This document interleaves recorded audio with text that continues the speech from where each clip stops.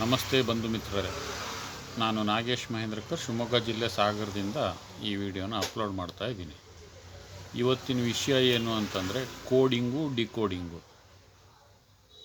SLC fail ಆದವರು, PUC ಕಾಯಮಾಗಿ fail ಆದವರು coding decoding ಮಾಡೋಕ್ಕಾಗತ್ತೇನ್ರಿ ಅಂದರೆ, ನಾವೆಲ್ಲ IT ಸಮಾಚಾರ ಹೇಳ್ತಾ ಇಲ್ಲ ರೀ. ಇನ್ಫಾರ್ಮೇಷನ್ ಟೆಕ್ನಾಲಜಿ ಅಥವಾ ಈ ಕಂಪ್ಯೂಟರ್ ಲ್ಯಾಂಗ್ವೇಜ್ಗಳು, C++, ಈ ಲ್ಯಾಂಗ್ವೇಜ್ಗಳಲ್ಲಿ ಕೋಡಿಂಗು ಡಿಕೋಡಿಂಗು, ಕೋರಾಲ್ ಇವೆಲ್ಲ ಹೇಳ್ತಾ ಇಲ್ಲ.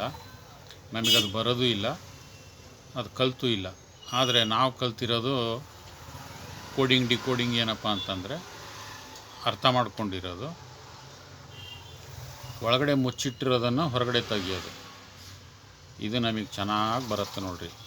ಯಾರಾದರೂ ಏನೇ ವಿಷಯ ಮುಚ್ಚಿಟ್ಕೊಳ್ಳಿ, ಒಳ್ಳೆ ರೀತಿಯಿಂದ ಮಾತಾಡಿಸಿ ಅವರಿಂದಾನೇ ಅದನ್ನು ಬಾಯಿ ಬಿಡಿಸ್ತೀವಿ. ಅವ್ರು ಮುಚ್ಚಿಟ್ಕೊಂಡಿರೋದೇ ಕೋಡಿಂಗು, ನಾವು ಅದನ್ನು ಅವ್ರ ಬಾಯಿಂದಾನೇ ಬಿಡಿಸ್ಕೊಂಡು ತಿಳ್ಕೊಳ್ಳೋದು ಡಿಕೋಡಿಂಗು. ಸರಿ, ಅದೆಲ್ಲ ಬೇಡ.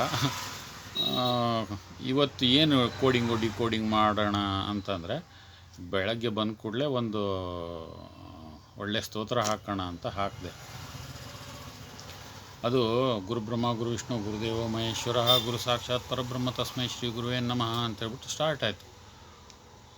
ಈ ಸಬ್ಜೆಕ್ಟನ್ನು ನಾನು ಭಾಳ ದಿನದಿಂದ ಕೋಡಿಂಗ್ ಡಿಕೋಡಿಂಗಲ್ಲಿ ವಿಷಯ ತಗೋಬೇಕು, ಅದ್ರ ಬಗ್ಗೆ ಒಂದು ವಿಡಿಯೋ ಮಾಡಬೇಕು ಅಂತ ಇದ್ದೆ. ಮಾಡೋಣ ಇವತ್ತು ಅಂತೇಳ್ಬಿಟ್ಟು ಕೂತ್ಕೊಂಡೆ.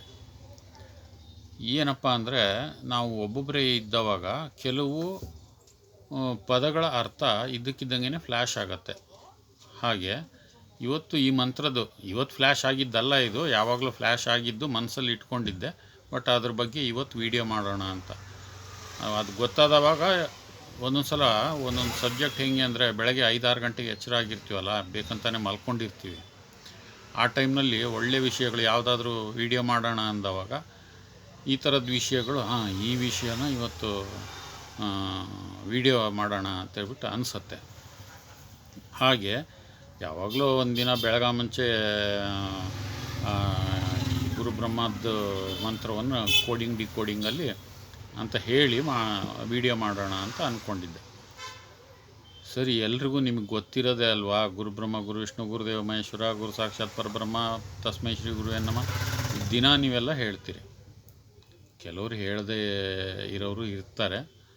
ಹೇಳಿ, ಯಾಕಂತಂದರೆ ನಾವೇನಾದರೂ ಒಂದು ಒಳ್ಳೆಯದು ಅಭ್ಯಾಸ ಮಾಡಿದರೆ ಅದು ಜೀವಮಾನದಲ್ಲಿ ತುಂಬ ಕೆಲಸಕ್ಕೆ ಬರುತ್ತೆ. ಆಮೇಲೆ ತಿಳ್ಕೊಳ್ಳೋದು ನಿಮ್ಮ ಹಕ್ಕು ಕಣ್ರಿ. ನಮ್ಮ ಆಧ್ಯಾತ್ಮಿಕತೆ, ಸನಾತನ ಸಂಸ್ಕೃತಿ, ಒಳ್ಳೆಯ ವಿಚಾರಗಳು ತಿಳ್ಕೊಳ್ಳೋದು ನಿಮ್ಮ ಅಜನ್ಮ ಸಿದ್ಧ ಹಕ್ಕು ಅಲ್ವಾ? ಹಾಗಾದರೆ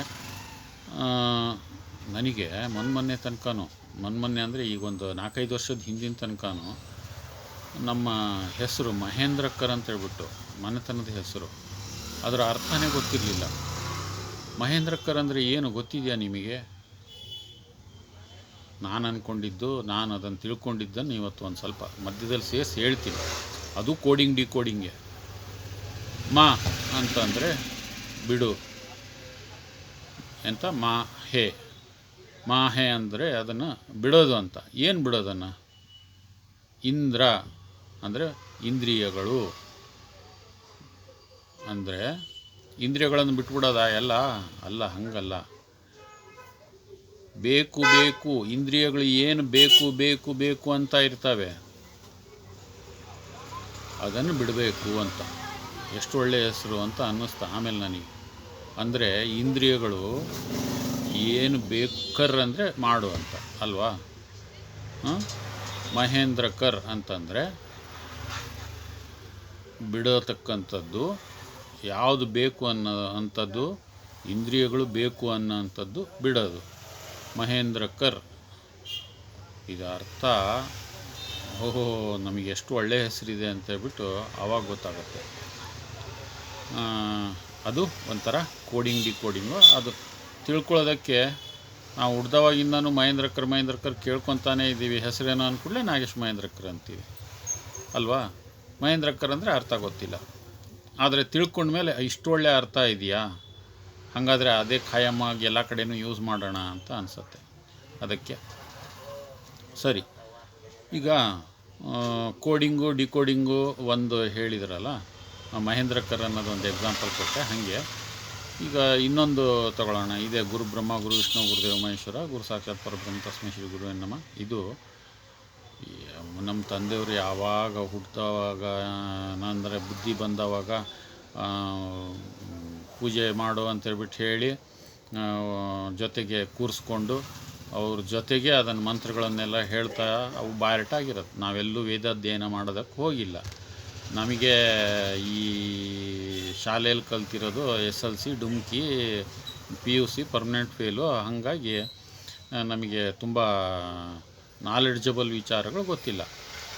ಆದರೆ ಇದು ಮಂತ್ರ ಅನ್ನೋದನ್ನು ಒಂದು ಹೇಳ್ಬಿಡ್ತೀನಿ. ಮನಸ್ಸಿನ ಮೂಲಕ 3 ವಿಧವಾಗಿ ನಡ್ಕೊಳ್ಳೋವಂಥದ್ದು ಅಂತ. ಅಂದರೆ ಕಾಯ ವಾಚ ಮನಸ. ಮಾನಸಿಕವಾಗಿ, ಶಾರೀರಿಕವಾಗಿ ಮತ್ತು ಕಾಯ ವಾಚ ಮನಸ. ಅಂದರೆ ನೀವು ಆಡಿದ ಪ್ರಕಾರ ನಡ್ಕೊಳ್ರಿ, ಆಡಿದ ಪ್ರಕಾರ ಮಾಡಿರಿ. ಮನಸ್ಸಿನಿಂದ ಮಾಡಿ, ಮೈಗಳತನದಿಂದ ಮಾಡಬೇಡಿ. ಈ ಥರದ ಅರ್ಥ ಮಂತ್ರ ಅಂತಂದರೆ ಅಲ್ವಾ. ಹಾಗಾಗಿ ಇದು ಕೋಡಿಂಗ್ ಡಿಕೋಡಿಂಗು ನಾವು ಇವೆಲ್ಲ ಕೆಲವು ಆಧ್ಯಾತ್ಮಿಕ ಪುಸ್ತಕಗಳ ಸವಾಸನೂ ಇರ್ಬೋದು. ಆಮೇಲೆ ಈ ಒಳ್ಳೆ ಜನ ಪ್ರವಚನ ಅವು ಇವು ಮಾಡ್ತಾ ಇರಬೇಕಾದ್ರೆ ಕೇಳಿರ್ತೀವಲ್ಲ, ಆದರೆ ಅದು ಮನಸ್ಸಲ್ಲಿ ಉಳ್ಕೊಂಡಿರುತ್ತೆ. ಅದನ್ನೇ ಒಂದು ವಿಷಯ. ಇವಾಗ ಮತ್ತೆ ಗುರುಬ್ರಹ್ಮಕ್ಕೆ ಬರೋಣ. ಗುರುಬ್ರಹ್ಮ ಗುರು ವಿಷ್ಣು ಗುರುದೇವ ಮಹೇಶ್ವರ ಗುರು ಸಾಕ್ಷಾತ್ ಪರಬ್ರಹ್ಮ ತಸ್ಮೈ ಶ್ರೀ ಗುರುವೇ ನಮಃ. ಇವು ಯಾರಾದ್ರೂ ಬೆಳಗ್ಗೆ ಹೇಳಿದರೆ ನಿಮಗೆ ಬುದ್ಧಿ ಜಾಸ್ತಿ ಬರುತ್ತೆ, ಹೇಳೋರಿಗೆ ಒಳ್ಳೆತನೂ ಬರುತ್ತೆ, ಸಂಸ್ಕೃತಿ ಕಲ್ತಿರ್ತೀರಿ. ಯಾವ ಮಂತ್ರ ಗುರುವಿನ ಅಂದರೆ ಬುದ್ಧಿ ನೆಟ್ಟಿಗಿರಬೇಕು, ಸರಿಯಾಗಿರಬೇಕು ಅಂತಂದರೆ ಈ ಮಂತ್ರನ ಹೇಳಿ. ಸರಿ, ನೀವೇನು ಅಂದ್ಕೊಂಡಿರ್ತೀರಿ? ಈಗ ಗುರುಬ್ರಹ್ಮ ಅಂತಂದರೆ ಬ್ರಹ್ಮ ವಿಷ್ಣು ಮಹೇಶ್ವರ ಇವರು ಗುರುಗಳು, ಇವರು ಗುರುಗಳಿಗೆ ಸಮಾನ ಅಂತ ಅಂದ್ಕೊಂಡಿರ್ತೀವಲ್ವ. ಇವರಿಗೆ ನನ್ನ ನಮಸ್ಕಾರ. ಮುಂಚೆ ನಾನು ಅಷ್ಟೇ ಅಂದ್ಕೊಂಡಿದ್ದು ತಿಳ್ಕೊಂಡಿದ್ದು. ಗುರುಪೂರ್ಣಿಮೆ ದಿನ ಗುರುಗಳಿಗೆ ವಂದನೆ ಮಾಡೋದು ವಿಶೇಷವಾಗಿ. ಆಮೇಲೆ ದಿನ ಈ ಮಂತ್ರ ಹೇಳೋದು. ನಮಗೆ ಯಾರ್ಯಾರು ಬುದ್ಧಿ ಕಲಿಸಿರ್ತಾರೆ, ಬುದ್ಧಿ ಕಲಿಸಿರೋರು, ಅಲ್ಲಿ ಒಳ್ಳೆ ಬುದ್ಧಿ ಕಲಿಸಿರೋರು ಅಪ್ಪ ಅಮ್ಮ ಆಮೇಲೆ ಎಲ್ಲ ಅವ್ರನ್ನೂ ವಂದನೆ ಮಾಡ್ದಂಗೆ, ಕೆಟ್ಟ ಬುದ್ಧಿ ಕಲಿಸಿ ಪಾಠ ಕಲಿಸಿರ್ತಾರೆ ಅವರಿಗೂ ನಮಸ್ಕಾರ ಹೇಳಬೇಕು. ಯಾಕಂದರೆ ಕೆಟ್ಟ ಬುದ್ಧಿ ಕಲಿಸಿ ಜೀವನದಲ್ಲಿ ನೋವು ಉಂಡ ಮೇಲೆ ಒಂದು ಬುದ್ಧಿ ಬರುತ್ತೆ.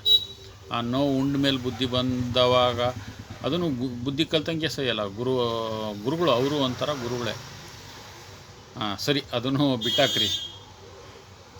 ಏನಪ್ಪ ಅಂತಂದರೆ ಬ್ರಹ್ಮ ಮೊದಲನೇದಾಗಿ ಹೇಳೋದು ಬ್ರಹ್ಮ ಅಂತಂದರೆ ಏನು? ಪ್ರಪಂಚದಲ್ಲಿ ಸೃಷ್ಟಿ ಮಾಡೋ ಅಂಥವನು. ಸೃಷ್ಟಿ ಏನೇನು ಆಗ್ತಾ ಇದೆ ಸರಿಯಾಗಿ ಅರ್ಥ ಮಾಡ್ಕೊಳ್ಳಿ. ಪ್ರಪಂಚದಲ್ಲಿ ಅಥವಾ ಈ ಸೃಷ್ಟಿಯಲ್ಲಿ ಅಥವಾ ಈ ಬ್ರಹ್ಮಾಂಡದಲ್ಲಿ ಏನೇನು ಸೃಷ್ಟಿ ಆಗ್ತಾ ಇದೆ ಅದರಿಂದ ಎಲ್ಲದರಿಂದನೂ ನೀವು ಕಲಿಯೋದಿರುತ್ತೆ. ಅಂದರೆ ಪ್ರಪಂಚದಲ್ಲಿ ಏನೇನು ಸೃಷ್ಟಿ ಆಗ್ತಾ ಇದೆ ಅದು ಎಲ್ಲದನ್ನು ಕಲಿತೀರಿ. ಅದು ಗುರುವಿಗೆ ಸಮಾನ. ಅಂದರೆ ಪ್ರಪಂಚದಲ್ಲಿ ಏನೇನು ಸೃಷ್ಟಿ ಆಗ್ತಾ ಇದೆ ಈಗ ಅದು. ಆಮೇಲೆ ಗುರುರ್ ವಿಷ್ಣು ಅಂತಂದರೆ ಇವಾಗ ನೀವು ಏನು ಅಸ್ತಿತ್ವದಲ್ಲಿ ಇರ್ತಕ್ಕಂಥದ್ದು ಅಂದರೆ ಚಲನೆ ಇರೋದು, ಶಕ್ತಿ ಇರೋದು ಈಗ ಪ್ರೆಸೆಂಟ್, ಇವತ್ತು, ನಿನ್ನೆ ಅಲ್ಲ, ಇವತ್ತು ನಿಮ್ಮಲ್ಲಿ ಏನು ಒಂದು ಶಕ್ತಿ ಇದೆ, ನೀವು ಏನು ಮಾಡ್ತಾ ಇದ್ದೀರಿ, ಇವತ್ತೇನು ಅಸ್ತಿತ್ವ ಇದೆ ನಿಮ್ಮ ಹತ್ರ, ಇದು ವಿಷ್ಣು ಶಕ್ತಿ. ಇದರಿಂದ ಈಗೇನು ನಡೀತಾ ಇದೆ ಇದು ಕೂಡ ಗುರು. ಅಂದರೆ ಇದು ಕೂಡ ನಿಮಗೆ ಪಾಠ ಕಲಿಸ್ತಾ ಇರುತ್ತೆ.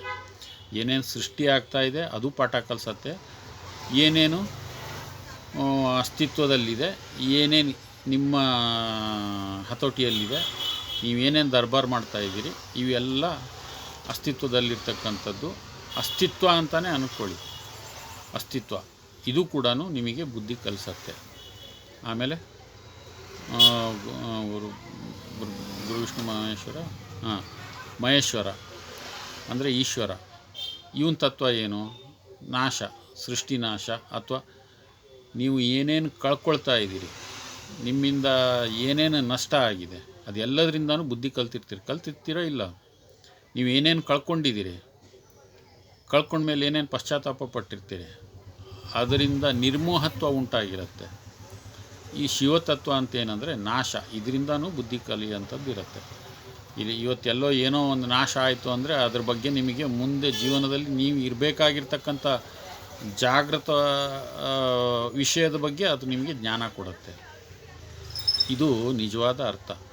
ಅಂದರೆ ಸೃಷ್ಟಿ, ಸ್ಥಿತಿ ಅಂತಂದರೆ ಅಸ್ತಿತ್ವ, ಆಮೇಲೆ ನಾಶ, ಇದು ಮೂರರಿಂದನೂ ನೀವು ದಿನ ಕಲಿಯೋದು ಇದ್ದೇ ಇರುತ್ತೆ. ಯಾರೋ ಒಬ್ಬರು ಸತ್ರು ಅಂತಂದರೆ ಅದು ಯಾಕೆ ಸತ್ರು, ಹ್ಯಾಕೆ ಸತ್ರು, ಏನು ಸತ್ರು, ಈ ಥರದ್ದೊಂದು ವಿಷಯ ಅದರಲ್ಲಿ ಬೆಳಕಿಗೆ ತಿಳ್ಕೊಳ್ಳೋಂಥದ್ದಿರುತ್ತೆ. ಹಾಗಾಗಿ ನಿಜವಾದ ಅರ್ಥ ಏನಪ್ಪ ಅಂತಂದರೆ ಗುರುಬ್ರಹ್ಮ, ಗುರು ವಿಷ್ಣು, ಗುರುದೇವ ಮಹೇಶ್ವರ. ಆವಾಗ ನೀವು ಪರಬ್ರಹ್ಮನನ್ನು ಅರ್ಥ ಮಾಡ್ಕೊಳ್ತೀರಿ. ಪರ ಅಂದರೆ ನಿಮ್ಮ ಪರವಾಗಿರ್ತಕ್ಕಂಥ ಬ್ರಹ್ಮಶಕ್ತಿಯನ್ನು, ಅಂದರೆ ಕಾಣದೇ ಇರತಕ್ಕಂಥ ಶಕ್ತಿಯನ್ನು ನೀವು ಅರ್ಥ ಮಾಡ್ಕೊಳ್ತೀರಿ, ನೋಡೋದಲ್ಲ. ಇದು ನೋಡೋದ್ರ ಮೂಲಕ, ದಿನ ಅನುಭವಿಸೋದ್ರ ಮೂಲಕ ನೀವೇನು ತಿಳ್ಕೊಳ್ತಾ ಇರ್ತೀರಿ. ಅಂದರೆ ಇವತ್ತೇನೋ ಒಂದು ಪಾಪು ಹುಟ್ಟಿತು ಅಂತ ಇಟ್ಕೊಳ್ರಿ. ಆ ಪಾಪು ಹುಟ್ಟಿದರೆ ಅದರಿಂದ ನಿಮಗೆ ಏನು ಗೊತ್ತಾಗತ್ತೆ? ತಾಯಿಗೆ, ಒಂದು ಹೆಣ್ಣಿಗೆ ತಾಯಿಯಾಗಿರ್ತಕ್ಕಂಥ ಅನುಭವ ಕಲ್ತಿರ್ತಾಳೆ. ಆಮೇಲೆ ಒಂದು ಮಗುವನ್ನು ಲಾಲನೆ ಪಾಲನೆ ಮಾಡೋದು, ಇದು ನೀವು ಇಲ್ಲಿ ಸೃಷ್ಟಿ ಅನ್ನೋ ಒಂದು ಇದರಲ್ಲಿ ಅರ್ಥ ಮಾಡ್ಕೊಳ್ತೀರಿ. ಆ ಪಾಲನೆ ಮಾಡಬೇಕಾದ್ರೆ ನಿಮಗೆ ಒಂದು ಮಗುನ ಹೇಗೆ ನೋಡ್ಕೋಬೇಕು ಅನ್ನೋದನ್ನು ಅರ್ಥ ಮಾಡ್ಕೊಳ್ತೀರಿ. ಜೀವನ ಮಾಡೋದು ಹೇಗೆ, ದುಡಿಯೋದು ಹೇಗೆ, ಒಂದು ಮಾನಸಿಕವಾಗಿ ಒಂದು ನೆಮ್ಮದಿಯಿಂದ ಇರೋದು ಹೇಗೆ, ಇವೆಲ್ಲ ನಿಮಗೆ ಅಸ್ತಿತ್ವದಲ್ಲಿ ಇರಬೇಕಾದ್ರೆ ಉಂಟಾಗೋ ಜ್ಞಾನದಿಂದ ಸಿಗುತ್ತೆ. ಆಮೇಲೆ ಕಳ್ಕೊಳ್ತಾ ಇರ್ತಾರೆ. ಆಸ್ತಿ ಕಳ್ಕೊಂಡ್ರು, ಇನ್ಯಾರನ್ನೋ ಕಳ್ಕೊಂಡ್ರು, ಸಂಬಂಧಗಳನ್ನು ಕಳ್ಕೊಂಡ್ರು, ಅದರಿಂದನೂ ಕಲಿಯೋಂಥದ್ದು ಇರುತ್ತೆ. ಇದು ನಿಜವಾದ ಅಂದರೆ ನೀವು ಬ್ರಹ್ಮನನ್ನು ಅರ್ಥ ಮಾಡ್ಕೊಳ್ಳೋದು ಅಂದರೆ ಇದೆ. ಹಾಗಾಗಿ ಇನ್ನೇನು ಇಲ್ಲ, ಪರಬ್ರಹ್ಮ ಗುರುವೇ ನಮಃ ಅಂತ ಪಾಠ ಕಲಿಸಿದವ್ರಿಗೆ ಎಲ್ರಿಗೂ ನಮಸ್ಕಾರ ಅಂತೇಳ್ಬಿಟ್ಟು ಬೆಳಗಾಗೆದ್ದು ನಮಸ್ಕಾರ ಮಾಡೋದು. ಮಂತ್ರ ಅಂತಂದರೆ 3 ಕ್ರಿಯೆಗಳಿಂದ ಕಾಯ ವಾಚ ಮನಸ ಈ ಥರ ನಡ್ಕೊಳ್ಳೋದು. ಇದನ್ನೆಲ್ಲ ಅರ್ಥ ಮಾಡ್ಕೊಳ್ಳೋವಂಥದ್ದು ನಮ್ಮ ಈ ಸಂಸ್ಕೃತಿಯಲ್ಲಿ ಇದೆ. ಇದು ಧರ್ಮಾಚರಣೆಯ ಒಂದು ವಿಧಾನ. ಒಳ್ಳೆಯದನ್ನು ಬರೀ ಆ ಮಂತ್ರದಿಂದ ನಾವು ಇಷ್ಟು ದೊಡ್ಡ ಜೀವನದ ಬ್ರಹ್ಮಾಂಡದ ರಹಸ್ಯವನ್ನು ಕೂಡ ತಿಳ್ಕೊಳ್ಳೋ ಅಂಥ ಒಂದು ಬೀಜ ಮಂತ್ರ ಇದು. ಈಗ ಒಂದು ಬೀಜದಲ್ಲಿ ಮರ ಇರುತ್ತೆ ಅಂತ ನಮಗೆ ಗೊತ್ತಿರುತ್ತಾ? ಇಲ್ಲ. ಆದರೆ ಅದು ಬೀಜ ಯಾವುದೋ ಕಾಲಕ್ಕೆ ಅದ್ರ ಮೇಲೆ ನೀರು ಬಿದ್ದು, ಮಣ್ಣಿಗೆ ಬಿದ್ದು, ಗಾಳಿ ಈಗ ಅದಕ್ಕೆ ಭೂಮಿಯಿಂದ ಸತ್ವ ಸಿಕ್ಕು ಬೆಳೆಯುತ್ತೆ. ಹಾಗೆ ಇವೆಲ್ಲ ಒಂದು ಮಂತ್ರಗಳನ್ನು ಸದಾ ಬೀಜ ಮಂತ್ರಗಳು ಅಂತ ಹೇಳ್ತಾರೆ. ಒಂದೊಂದು ಅಕ್ಷರಗಳಿಗೆ ಕೂಡ ಓಂಕಾರನೂ ಒಂದು ಬೀಜ ಮಂತ್ರನೇ ಅಲ್ವಾ? ಹೀಗೆ ನೀವು ಇಡೀ ಬ್ರಹ್ಮಾಂಡದ ಅರಿವನ್ನು ಪಡಿಬೇಕು ಅಂದರೆ ಅಸ್ತಿತ್ವದಲ್ಲಿ ಇರಬೇಕಾದ್ರೇ ಇವನ್ನು ಸಾಧಿಸಬೇಕು. ಹಾಗಾಗಿ ಈ ಒಂದು ಗುರುಬ್ರಹ್ಮ, ಗುರು ವಿಷ್ಣು, ಗುರುದೇವೋ ಮಹೇಶ್ವರ, ಗುರು ಸಾಕ್ಷಾತ್ ಪರಬ್ರಹ್ಮ ತಸ್ಮೈ ಶ್ರೀ ಗುರುವೇ ನಮಃ ಮಂತ್ರನ ದಿನ ಅಭ್ಯಾಸ ಮಾಡಿ. ಅಟ್ಲೀಸ್ಟ್ ನನಗೆ ಬಂದಷ್ಟಾದರೂ ಬುದ್ಧಿ, ನನಗಿಂತ ಬುದ್ಧಿ ಜಾಸ್ತಿ ಇರತ್ತೆ ನಿಮಗೆ, ಆದರೂ ಬೇರೆಯವ್ರನ್ನೆಲ್ಲ ನೋಡಿದವಾಗ ನಮ್ಮ ಬುದ್ಧಿ ಕಡಿಮೆ ಅಂತ ಅನಿಸತ್ತೆ ನಮಗೆ. ಇರಲಿ, ಒಳ್ಳೆಯ ಮಂತ್ರಗಳನ್ನು ಕಲ್ತ್ಕೊಳ್ಳಿ, ಸರಿಯಾದ ಅರ್ಥವನ್ನು ತಿಳ್ಕೊಳ್ಳಿ. ಆಚರಣೆಗೋಸ್ಕರ ಇವತ್ತಿನ ಒಂದು ಮಾತು ಹೇಳಬೇಕು. ಕೆಲವು ಸಲ ಬೇಜಾರಾಗತ್ತೆ ಈ ಮೇಷ್ಟ್ರುಗಳು ಬುದ್ಧಿ ನೋಡಿಬಿಟ್ರೆ. ಯಾವುದ್ಯಾವುದೋ ಶಾಲೆಗಳಲ್ಲಿ ಹೆಣ್ಣುಮಕ್ಕಳ ಮೇಲೆ ಅತ್ಯಾಚಾರ ಅಥವಾ ಹಾಗಾಗಿ ಒಳ್ಳೆಯ ಮಂತ್ರಗಳು, ಬೀಜ ಮಂತ್ರಗಳು ಇವೆಲ್ಲ ನಮ್ಮ ಬುದ್ಧಿ, ಮಾನಸಿಕ ಒಂದು ಬೆಳವಣಿಗೆಗೆ, ಮನಸ್ಸಿನ ಶಾಂತಿಗೆ ಕಾರಣೀಭೂತವಾಗುತ್ತೆ. ಹಾಗಾಗಿ ಮಂತ್ರಗಳನ್ನು ಅಭ್ಯಾಸ ಮಾಡಿ ಅದರ ಪ್ರಕಾರ ನಡ್ಕೊಳ್ಳಿ. ಇದು ಇವತ್ತಿನ ವಿಡಿಯೋ. ಧನ್ಯವಾದಗಳು ಸ್ನೇಹಿತರೆ. ಏನಾದರೂ ಕಾಮೆಂಟ್ಸ್ ತಿಳಿಸೋದಿದ್ದರೆ ತಿಳಿಸಿ. ವಿಡಿಯೋ ಮಾತು ಇಷ್ಟ ಆಗಿದ್ದರೆ ಎಲ್ರಿಗೂ ಶೇರ್ ಮಾಡಿ ಈ ವಿಡಿಯೋನ. ಧನ್ಯವಾದಗಳು. Thank you from Mahendrakar. Mahendrakar ಅರ್ಥ ಗೊತ್ತಾಯ್ತಲ್ಲ.